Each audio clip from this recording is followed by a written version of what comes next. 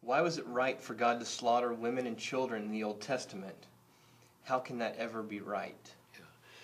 It's right for God to slaughter women and children anytime he pleases.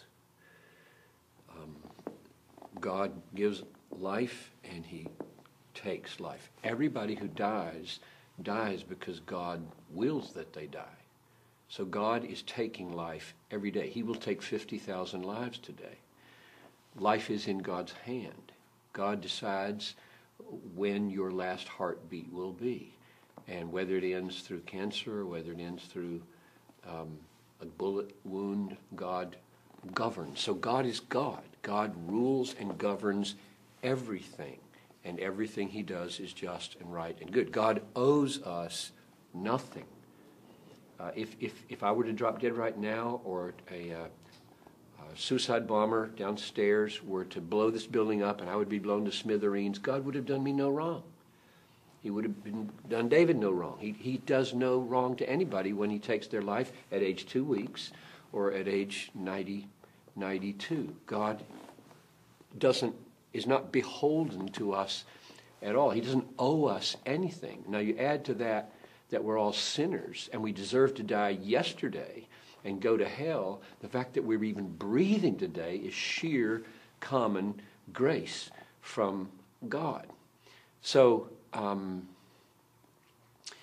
I could make the question harder. As it was stated, it doesn't feel hard to me because God was stated as the actor.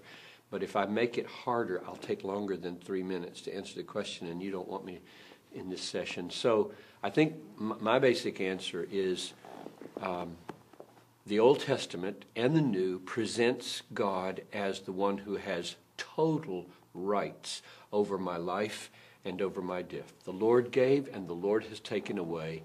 Blessed be the name of the Lord. How he takes away is his call.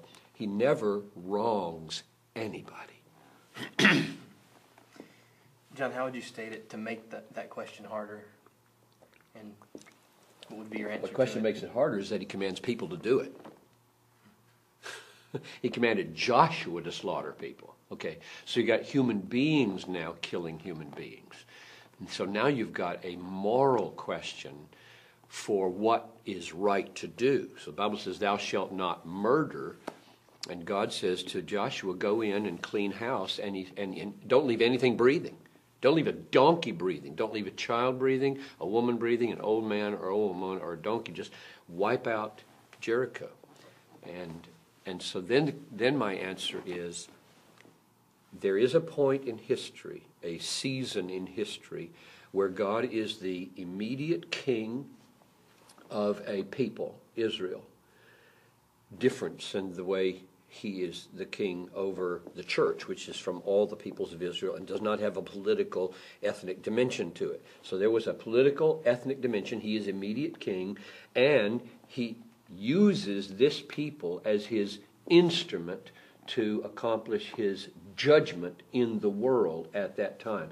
And God, it says, let the sins of the Amalekites accumulate for 400 years so that they would be full, and then he sends his own people in as his instruments of judgment. So I would vindicate Joshua by saying in that setting, with that structure of people and God, it was right for Joshua to do what God told him to do, and that is annihilate the people. But that's much more complex morally than saying God does. I mean, he can cause a flood and kill everybody on the planet except 8 people.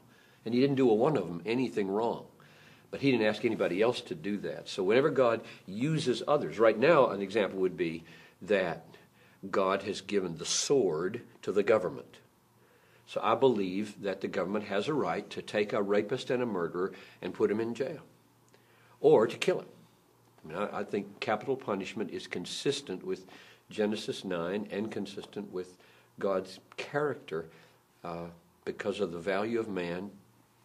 The blood of a man shall be shed for taking the blood of a man. But that's very different than saying anybody can go around killing people. So God has his times and seasons for where he shares his authority to take and give life. And the church today is not Israel, and we are not a political entity, and therefore the word we have from the Lord today is love your enemy, pray for those who abuse you, lay your life down for the world, don't kill in order to spread the gospel, die in order to spread the gospel.